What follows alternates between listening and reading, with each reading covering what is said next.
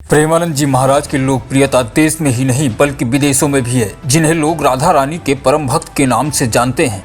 वृंदावन स्थित आश्रम श्री हित राधा केलकुंज में प्रवचन देते हैं। इनके प्रवचन सोशल मीडिया प्लेटफॉर्म और यूट्यूब के जरिए लोग खूब सुनते हैं। इनके दर्शन करने के लिए रोजाना लाखों भक्त उनके दर्शन के आतुर रहते हैं।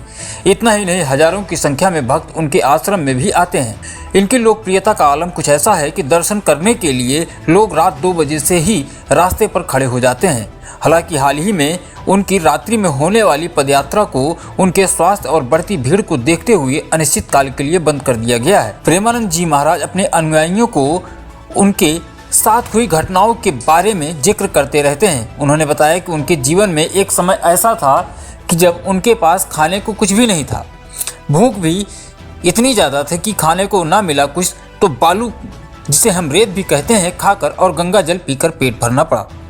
प्रेमानंद जी महाराज ने बताया कि ऐसा करते हुए उन्हें किसी संत ने देख लिया था, जिस पर उन्हें डांट भी लगी थी। कुलता भूख की जब कुछ राय नहीं गया तो ऐसे उठाए छोटे छोटे शंख के टुकड़े होते हैं ना, वो सीपी आदि के, उनको बिन के अलग किया कि आंतों में न लग जाए, और ऐसे गंगा जल से 3-4 मुट्ठी तो पेट में ऐसे।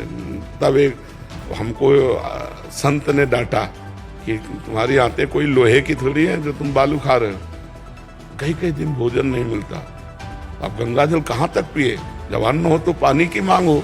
तो भी एक दिन मन में आया कि यार बालू भी तो भगवत स्वरूप है, पाव। उन्होंने बताया कि उन्होंने अपने शरीर को कभी अपना माना ही नहीं। सर्दी, गर्मी, भूख, प्यास सब।